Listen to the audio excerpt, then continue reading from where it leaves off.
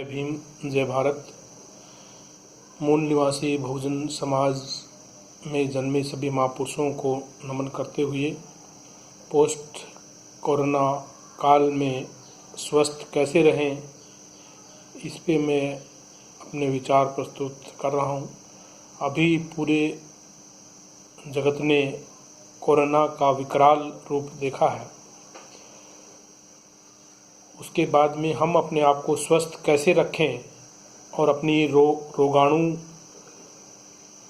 प्रति क्षमता कैसे बढ़ाएं, अपनी इम्यूनिटी को कैसे बढ़ाएं, रोग प्रतिरोधक क्षमता को हम कैसे बढ़ाएं, इसके ऊपर मैं अपने विचार प्रस्तुत कर रहा हूं, जो अत्यंत बहुमूल्य है।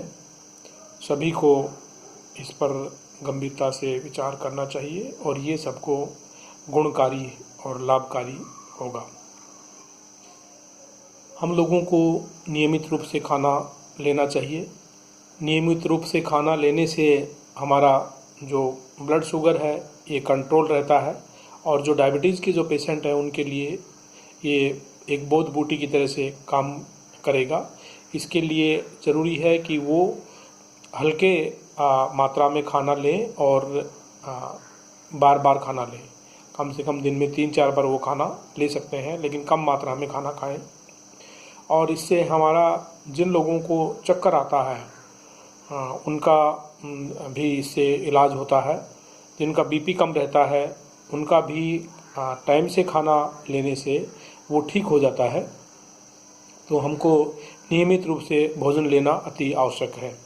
भोजन में नमक की मात्रा ज़्यादा नहीं लें, क्योंकि इससे ब्लड प्रेशर बढ़ जाता है।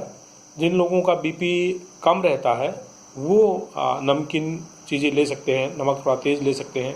जबकि जैसे कि दाल भुजिया है, बिस्किट, नमकीन बिस्किट है, अचार है, दूसरी चीज़ें जिनके अंदर नमक की मात्रा ज़्यादा होती है, तो इससे जो हाइपोटेंशन के जो पेशेंट हैं वो सही रहते हैं। हम लोगों को खाना खाने के बाद में ब्रश करना बहुत ज़रूरी है। जितनी बार भी हम खाना खाते हैं हमें ब्रश करना चाहिए। इससे हमारा जो ओरल हाइजीन है वो सही रहता है और जो डेंटल सर्जन है उसकी बात को मानना चाहिए। इससे जो गले के जो इन्फेक्शन है, चाहे उसमें कोरोना का इन्फेक्शन हो, कोई बैक्टीरियल इन्फेक्शन हो, फंगल इन्फेक्शन हो, ये उससे दूर हो जाते हैं।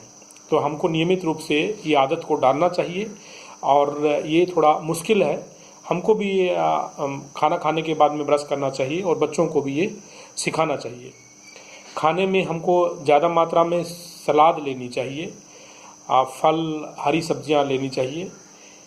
इससे कब्ज़ दूर होता है और जो गैस है वो उसका इलाज हो जाता है। बहुत से अच्छी जो दवाइयाँ हैं वो कब्ज़ को नहीं दूर कर पाती हैं, लेकिन जब हम खाने में ज़्यादा मात्रा में सलाद लेते हैं, फल लेते हैं, हरी सब्जियां लेते हैं, तो इसका इलाज हो जाता है।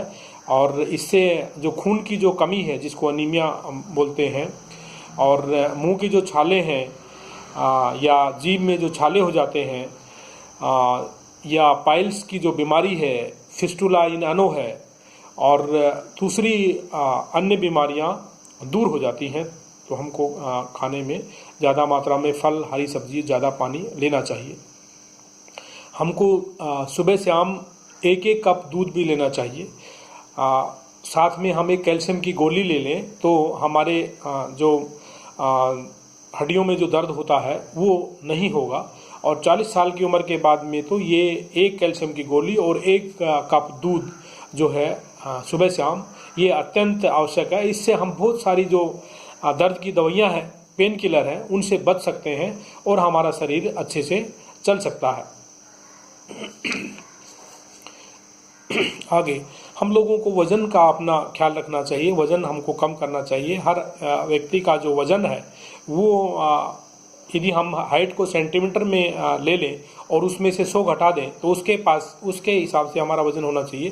जैसे किसी व्यक्ति की हाइट 165 सेंटीमीटर है तो उसका वज़न जो है 65 किलो के आसपास रहना चाहिए। उससे 5 किलो वज़न ज़्यादा हो सकता है, 5 किलो वज़न कम हो सकता है। तो इसके अराउंड में हमको वज़न रखना है और वज़न को कंट्रोल करना, बहुत सारी बीमारियों का इलाज कर लेना है, जैसे कि ब्लड प्रेशर है, आपका शुगर है, या फिर आपके अंदर शरीर के अंदर जो फुर्ती आती है वो इससे बनी रहती है, आदमी के अंदर सुस्ती नहीं आती है।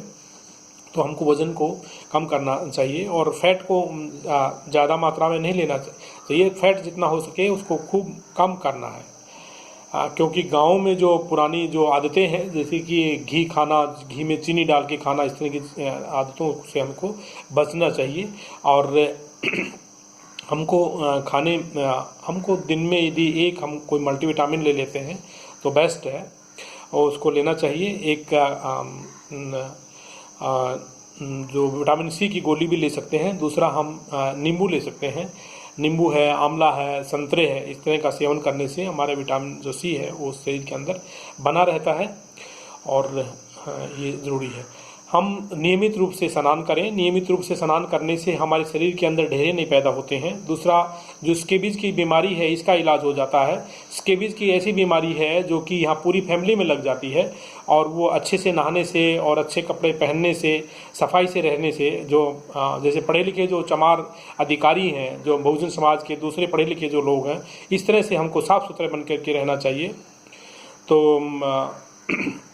ये कुछ बातें हैं मैंने जो आप लोगों को शेयर की है, ये अत्यंत आवश्यक है। इससे हमारा इम्यून सिस्टम बना रहता है और जो जनरल जो हमारा हेल्थ जो बना रहता है, ये बातें मैंने आपके साथ शेयर करना चाहा।